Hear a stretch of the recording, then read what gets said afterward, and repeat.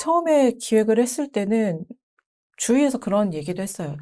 누가 실패를, 특히 유명한 사람일수록 자기 실패를 누가 인터뷰를 통해서 이렇게 만천하에 드러내고 싶겠어. 라는 사람도 있었거든요.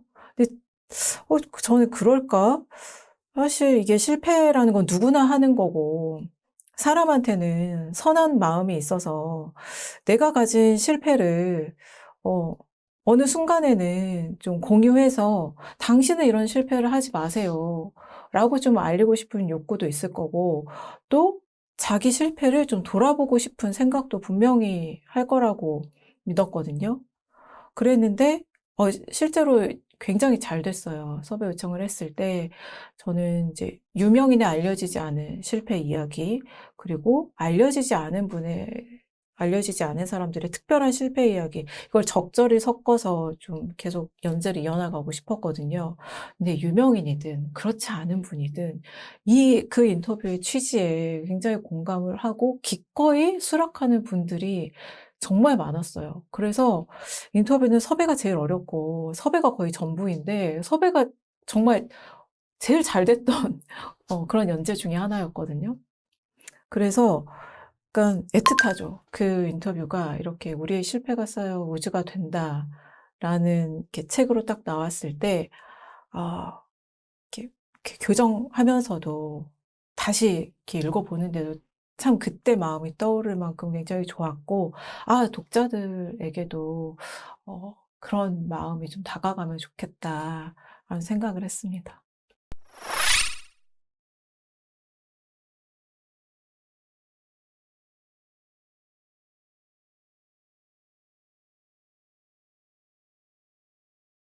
잠깐 설명을 드리면, 이제 김혜수 씨는 10대 때 데뷔를 했잖아요.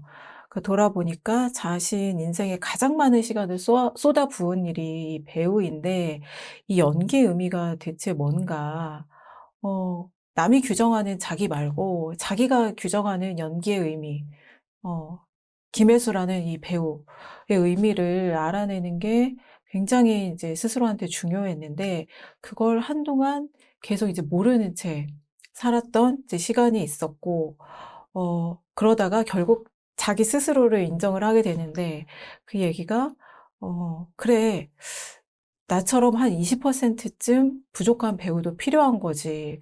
그게 저는 그 문구가 되게 와닿았거든요. 자기 있는 그대로 자기 자신을 인정을 한다는 거잖아요. 근데 저도 사실은 이제 저의 이력을 돌아보면 뭐 기자들이 가장 흔하게 받는 상이 이달의 기자상, 한국기자협회에서 주는 상이거든요. 그 달에 가장 의미 있는 특종이나 아니면 기획보도를 한 기자들한테 주는 상, 아니면 한국기자상이라고 있어요. 그 1년 동안 가장 의미 있는 보도를 한 기자한테 주는 상.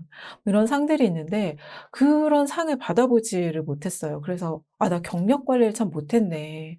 사실 정치부 기자를 오래 하면 그런 상을 받을 기회가 좀 적거든요. 왜냐하면 탐사보도나 아니면 사회부에서 좀 의미 있는 기획보도를 많이 하면 그런 이렇게 상을 받을 기회가 좀 많이 있는데 저는 특이하게 정치부만 3번을 갔고 또 사회부에 있을 때도 그런 탐사보도 팀에는 없었고 근데 내가 좀 이력 관리를 잘 할 걸. 나는 그런 상황도 제대로 못 받고. 그래서 사실은 이제 내 기사로 세상을 바꾼 적이 있었나라고 생각했을 때 답을 찾지 못했던 것이기도 하거든요.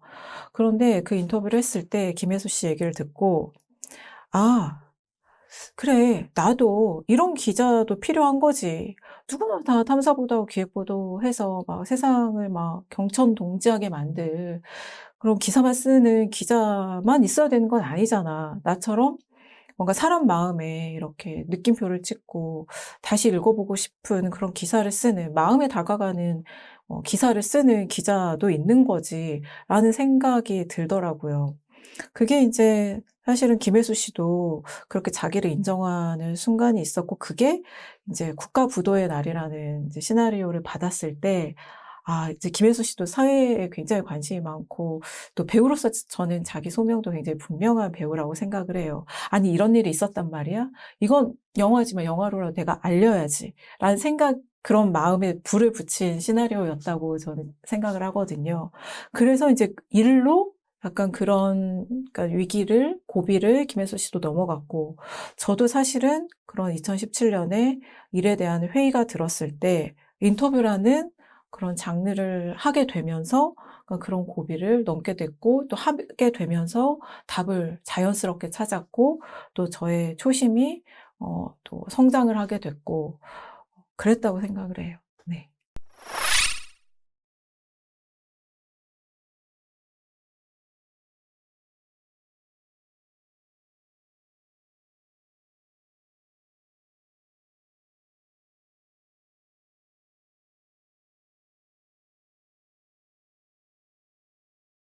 저는 그 하림 씨를 실패한 뮤지션이라고 생각해 본 적이 없거든요. 사실 저도 노래방 가면은 가장 즐겨 부르는 노래가 사랑이 다른 사랑으로 잊혀진 애고 그 정말 좋아하는 발라드 가수를 꼽자면 하림 씨가 들어 있고 이랬는데 하림 씨는 정작 그 음악 산업 안에 있었을 때 자신을 이제 실패한 그런 뮤지션이라고 생각을 한다는 게 좀 신선한 충격이었어요. 왜냐하면 표현을 이렇게 했거든요. 그 음악 시장 안에 산업 안에 있었을 때 자신은 마치 그냥 언제 복권이 당첨되나 그러니까 음반이 굉장히 큰 인기를 얻어서 '언제 이게 로또처럼 당첨이 되나.'를 기다리는 것 같았다. 치킨집 그냥 작은 거 하나 열어 놓고서 그 그 회사 할인 이 되기를 바라는 거나 마찬가지 아닌가 그렇게 회상을 이렇게 그렇게 돌아보더라고요. 그런데 그러니까 그 얘기는 뭐냐면 그 산업 안에 있다 보면 '나는 음악을 왜 하지? 음악이 본래 지닌 가치는 뭐지?' 라는 걸 생각을 하기보다 그런 환경에 휩쓸려서 그런 세속적인 목표를 향해서 달려가게 되기 마련이다. 그런 뜻으로 저는 받아들였거든요. 그래서 그 산업을 버리고 바깥으로 나왔을 때 오히려 '나는 뭘 하는 가수지? 노래의 힘은 뭐지? 음악은 왜 존재하지?' 그런 음악이 주는 그런 근본 본래의 가치에 근접한 진짜 음악을 할 수 있게 되더라. 저는 이런 의미로 받아들였어요. 이거는 사실 많은 직업인들에게 주는 또 의미도 있을 거라고 생각을 하거든요. 저 역시도 인제 끊임없이 생각을 하는 건 '기자가 왜 존재하지? 기사가 해야 되는 역할은 뭐지?' 어 이 질문을 하지 않게 되면 나 이 길을 잃어버리게 되는 거죠. 특히 지금 같은 그렇게 많은 독자들이 유튜브를 보고 또 유튜브에 의존하는 경향이 이렇게 강해지는 때에 자칫 그런 저널리즘의 본령이나 이런 걸 생각하기보다는 독자들이 좋아할 만한 그런 시류에 맞춘 그런 콘텐츠를 만들 수도 있는 거니까. 근데 그런 직업인으로서의 소명이나 존재 이유를 자문하지 않으면 이 길을 잃어버리거나 아니면 '네 이상한 데로 빠질 수도 있겠다.' 그걸 계속 인제 경계를 하고 있죠.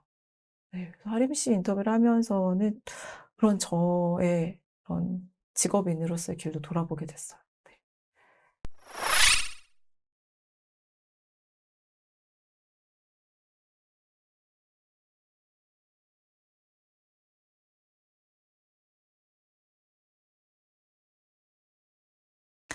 정말 어렵게 이제 연습생 하다가 데뷔를 하게 됐고 데뷔를 해서도 큰 인기를 얻었는데 왜 어 그런 그 말로를 맞이하게 됐을까? 무엇이 그들을 그렇게 힘들게 했을까? 어 이게 데뷔를 해서 세속적인 성공을 거뒀다고 자기 인생이 행복한 건 아닐 수도 있겠다. 그러려면 뭐가 인생에서 중요한지를 아는 것이 필요하겠구나. 근데 사실 생각을 해 보면 특히 아이돌이 좀 심각한데요. 점점점 이제 연습생을 시작하는 나이가 어려지고 있잖아요. 그러면 그때부터 그들은 뭘 훈련받냐면 본래의 나보다 음 남이 좋아할 만한, 그러니까 보이는, 외부로 보이는 나, 긍정적인 나의 모습을 더 강화하도록 사실 훈련받는 시스템이라고 저는 생각을 하거든요.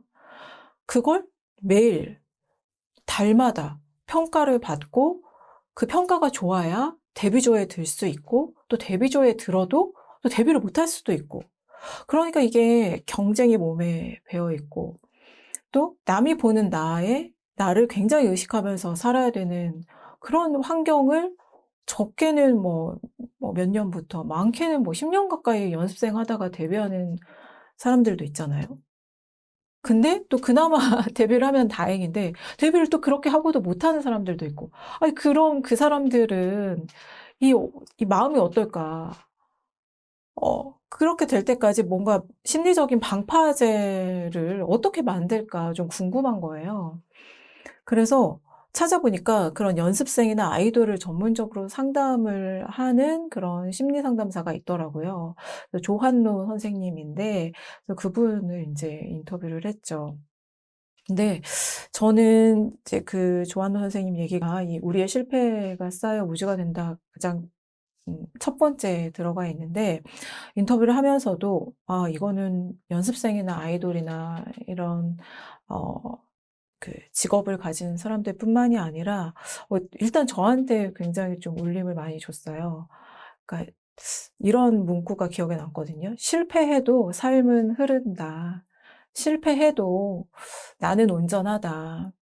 그러니까 연습생을 해서 결국은 만약에 데뷔를 못 하더라도 '내 인생은 괜찮다. 내 인생은 그대로 흐르고 내 인생은 온전하다.'라는 걸 결국 알려주는 일이 이제 그분이 하는 역할이거든요.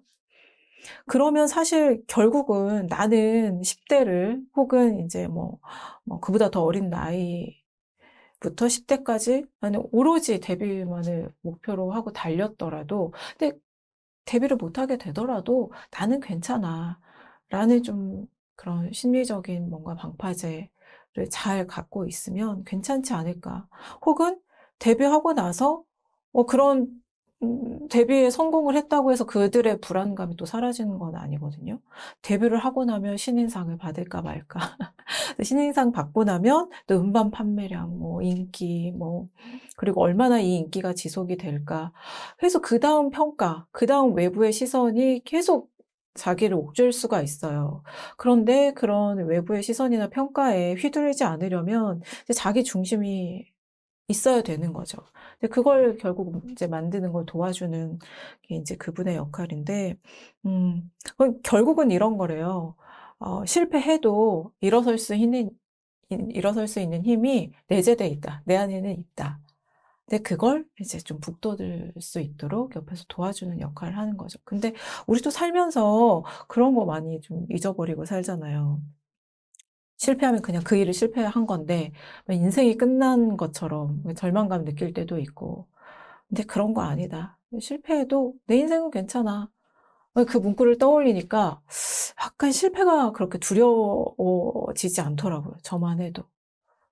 그래서 음 이제 그런 일련의 안타까운 사건들 때문에 인터뷰를 하게 됐지만, 결국은 이건 또 '삶에 관한 얘기구나.'라는 걸 또 느끼게 된 인터뷰였습니다. 예, 살면서 자기의 실패를 직시하거나 아니면 이제 과거에 했던 실패를 돌아보는 경험을 하기가 쉽지 않거든요. 그런데 다행히 다른 이들이 그걸 할 수 있도록 자기의 실패 스토리를 기꺼이 공유해 줬고, 이게 책에 담겨 있잖아요.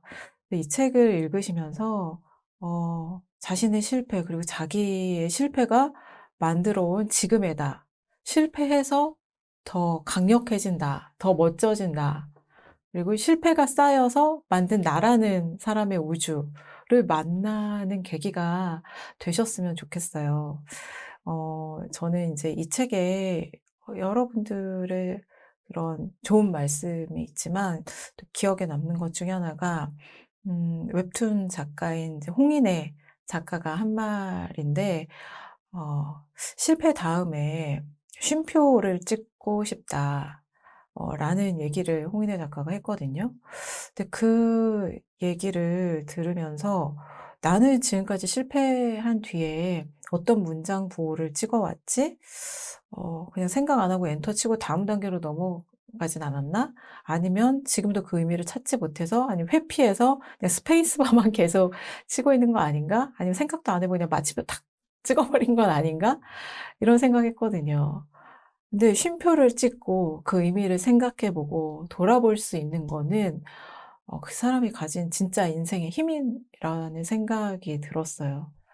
그래서 실패 다음에 쉼표를 찍을 수 있는 힘도 있고 그 실패를 근육으로 인생의 근육으로 만들 수 있는 힘도 있고 그리고 임나라 씨가 말한 것처럼 그 모든 게 쌓여서 지금의 나를 만들고 있고 미래의 나도 만들 것이니까 어 '실패해도 괜찮다.' 그리고 과거의 실패를 한 번쯤 나도 생각을 해 보고 기록도 해 보고 또 나의 실패들만 모아서 실패 이력서도 써 보고 이런 시간이 분명히 필요하고 그게 나를 더 사랑하게 되는 그런 계기가 되지 않을까 싶습니다. 그래서 이 '우리의 실패가 쌓여 우주가 된다.'가 그런 계기가 되기를 바랍니다.